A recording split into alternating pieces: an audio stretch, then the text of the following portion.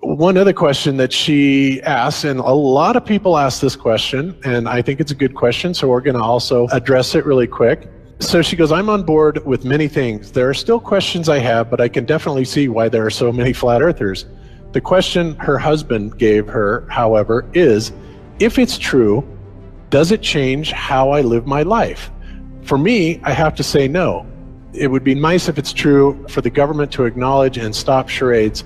However, I find it really hard, especially knowing someone that works for NASA and his job is to get new packages ready, yada, yada, yada. So again, what difference does it make? Like I said, that's a great question. This is something that is not an easy answer because of the magnitude of what we're talking about here. How it will change your life, first of all, when you understand it, is dramatic, to say the least. Will it change you from having to go to your job every day and the things that you typically do every day? No. But when this knowledge becomes more mainstream and these agencies are starting to be held accountable, and you understand that they're all participating in this, not just the United States government, not just NASA, but China, Russia, India, all of them have space programs. They all have the same symbolism. They're all doing the exact same thing to their citizenry. And the first thing you have to understand about this is that the deception goes all the way to the top. And when I say all the way to the top, you have to kind of get rid of the notion that the people at the very highest levels are working together. The people that control the world are not, we're not against each other. There was never any such thing really as the Cold War. We're really not enemies with anybody else. This is all a facade that's being brought on for our benefit. But the people that are in power, that have all the money, the Rockefellers, the Rothschilds, the Morgans, the on and on and on, these are the people that literally run the central banking system, which of course has permeated the entire world. And any country that tries to get away from it, their leaders are quickly assassinated. It goes on and on and on. So you have to understand conspiracies a little bit to understand the magnitude of this deception. So why would they do this? Why are they trying to hide the fact that we are on an infinite plane or on a flat earth rather than a ball? Well, the answer to that, there's a lot of answers to that, but in my personal opinion, if you isolate people into the idea that they're on a blue marble that's in the middle of a universe that is really insignificant, and there's thousands or millions and billions of other worlds and possibly other civilizations, that makes most people think that we are insignificant and that we did actually come about as some sort of an accident. Now, when people believe that, their minds are much more malleable into being given the idea that there is no God, there is no creator, that all of this is just some sort of random happenstance. And because of that, that also gives the controllers this fertile soil to build other deceptions on. And it's all about control. Remember, it's not about money. Money is irrelevant. They print the money. Money is just something that you and I agree has value, but it really is just pieces of paper, right? These people are printing the money. They can print money all day long if they want to, and they do. So it's not about that, and it's not just about power either. It's about total control, mental, physical, spiritual, every way, shape, and form possible. And to wrap your head around this type of deception, whether you're religious or not, if you're religious, then you understand that this is Satan's plan all along. If you're not religious, then you need to understand that people are power hungry and they will do anything to gain and maintain this type of control.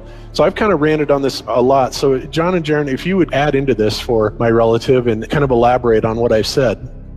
I would just add that a lot of people don't realize it, but really the fundamental cornerstone of nihilism, and really nihilism is sort of the most profound version of atheism. Really, atheism is probably the most popular quote-unquote religion, at least in America and probably worldwide. There's more atheists at heart because of one simple fact, and that is this whole Copernican principle, or this Big Bang Theory universe where the entire planet and even the galaxy are like a mere speck of dust and completely insignificant in the grand scheme of things. So from that perspective, if the Earth itself is just nothing special in the grand scheme of things, then how could anything that we do in our lives be of remote consequence whatsoever?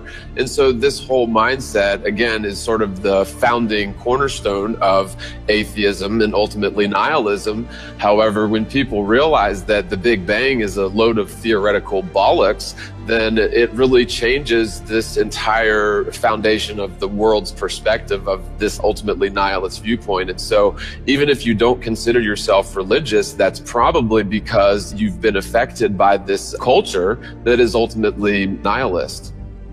Yep, well said. And I think so obvious when you look at, and Bob, you put it perfectly, that just what the money system has done to this country and to the world, really. In the book, Why a Bankrupt America, it said that the Federal Reserve pays the Bureau of Engraving and Printing approximately $23 for each 1,000 notes printed. So $10,100 notes, which is $1 million, cost the Federal Reserve $230. So they then secure a pledge of collateral equal to the face value of the US government. And that collateral is our land, labor, assets, and then it's collected by their agents, who are the IRS, not our agents. And by authorizing the Fed to regulate and create money, and thus inflation, basically, Congress gave private banks power to create profits at will. That's what they do. It's all about making profits for themselves. And you have to remember how big of a conspiracy this is. This isn't talking about just the JFK thing, or isn't talking about just 9/11. It's on an umbrella kind of system to where it is the biggest deception that there is. It actually exposes every other deception, and nothing else brings down the power of the elite, because it really exposes education, science, the economy, television, museums, universities. Think of all the things that have been fooled. I feel worse for the people that are out there building satellites, the people that are out there actually working for these space agencies, the people out there teaching in schools as professors, because they would all come to the conclusion eventually, once this gets out, that they've all been contributing to the lie. And that's got to be the worst feeling that there is. And that's why you have a hard time with a Neil deGrasse or a Bill Nye, these guys ever even considering that the earth might not be what they were taught, because they understand if it's not, then their entire lives have been about promoting the lie. They are tool pieces for the elite, for the lie system, and it really destroys everything. And I'm a perfect example, John, of what you were talking about. When I realized religion had some things in it that didn't quite fit with my reality, and I was done with it, I realized there was many lies there. I popped out of that, and the one place that's there with open arms, calling for you, saying, we tell nothing but the truth, we're all about facts and evidence, is science. And I went there with my arms open, ready to embrace them, and said, oh, thank you. I'm so glad you're here, because over there I was just getting lied to left and right. And now I know science is the place to go. Now, thank goodness I'm into research and things that I wanted to know everything about it.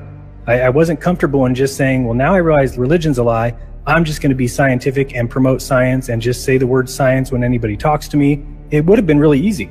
I could have paraded myself around and been really Mr. Smart Guy and been able to debate Christians, and would have been really easy for me. But instead, I decided to look into it. I wanted to know, why is evolution real? Where is the evidence? Why are these things facts? How do they know the age of the earth? And the more and more I looked into it, and the more I asked these so-called science backers, the more I realized it was another religion. And that's ultimately, and I'll admit it, an atheist for probably 6 months. And thank goodness I looked into that science. But I notice out there all these other guys who are just making these debunk videos or calling us crazy. The difference between me and them is that they don't want to research it, or they don't know how to research past the deception layer. I mean, you have to understand, this is the biggest deception ever. It can never be let out. So if you're looking for, well, why does Jaron say this? And you go look up Google or something like that, and you just search it one time and don't try and look at any other sources besides the mainstream sources, then you shouldn't be surprised that you're going to get the exact answer you're looking for.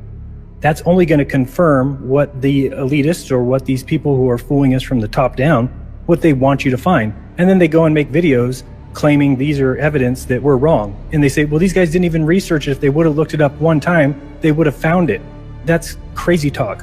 If you think we don't know the mainstream reasoning behind it, that we don't need to bring that up to people, because anybody like you can go look it up and find that exact answer. That's not doing research.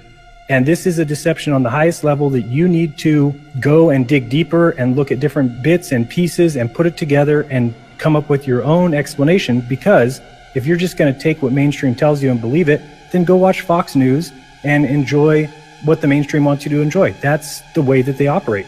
So I just think when it comes down to people asking, how does it affect my life? No, I guess it depends on you. If you don't care that you've been lied to about everything from school, from kindergarten on, everything that you were taught in school was meant to get your mind into a certain frame of reference, to make you think about the world a certain way, to make you think about your parents, and make you think about your friends, and to make you think about your government, all in a prescribed way to make the rich get richer and make you into a wage slave. If you don't care that that happened, if you're happy going to your 9-to-5 job and you're comfortable in your belief about who your creator is, then it doesn't affect your life. For a lot of us, that is a pretty big deal. For me, it looks like 35 years of my life was completely wasted on a false existence that someone else decided to sell me. I'm going to spend the rest of my life exposing it because I don't think it's right. It's not the way you treat other people. It's not the way you treat other beings. We all have a right to life, liberty, and the pursuit of happiness. And somebody just said that. They told us that, but then behind the scenes, they made sure that they kept us unhappy and that we weren't free and that they were the ones who got to enjoy the good life while we worked for them. Yes, well said. So ultimately, to get back to the question, how will it change your daily life? Well, until it's actually exposed, not a whole lot, because we're still slaves to this very same system. We still have to go to our jobs. We still have to pay the bills, yada, yada, yada. However, think about when this idea catches on and the awareness of the level of deception that we are kept under. And I think a lot of people are waking up to it. 9/11, being the fraud that it is, Sandy Hook being a fraud, on and on and on. But at some point, we're hoping that this is going to hit critical mass. And when it does, then all of a sudden, these institutions that are taking billions and trillions of dollars from us to simply enslave us, to keep us going to work every day and never having enough money or time, and other countries that are starving, have no medical attention. And in fact, there's active campaigns to kill these people off, and this is a well-known agenda. But all this aside, when this all goes away, then we're talking about an entirely different world.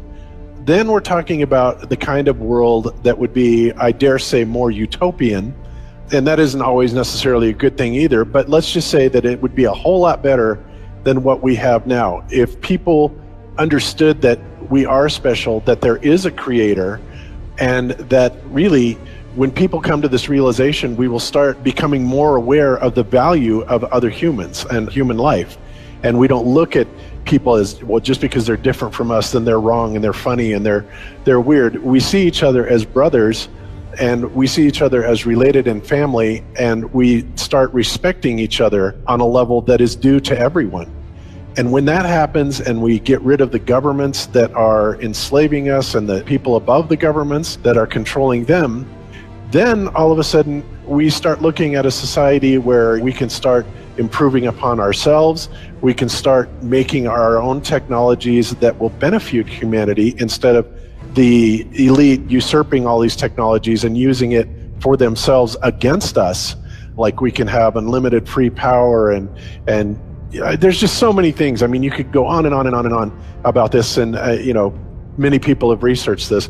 But at that point, everything changes. Absolutely everything changes, because we no longer are living in a slave world.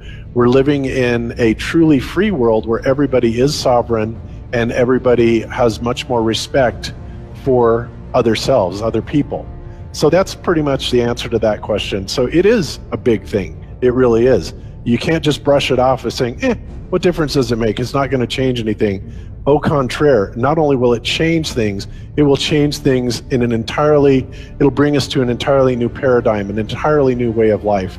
And I'm sure that many people would much rather live in something that would be considered more utopian than what we're at right now, which is an enslaved system. Yeah, everything's indeed a commodity, and we call ourselves a system that's governed by essentially capitalism, although I guess you could call it more aptly corporate fascism, but we'll call it capitalism. Even that is a system run by greed, and I think that that's pretty much an ass-backwards way to run a society. And really, this whole idea of capitalism and greed as the driving force behind our society really does stem from this atheistic viewpoint that's been going on for the last at least 100 years in full steam ahead. Yep, absolutely.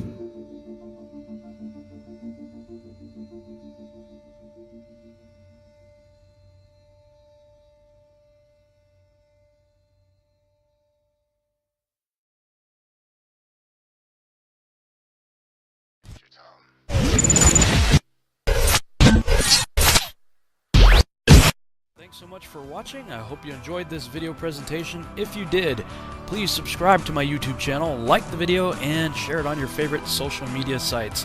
There's a lot more to come, so stay tuned and we'll see you back next time.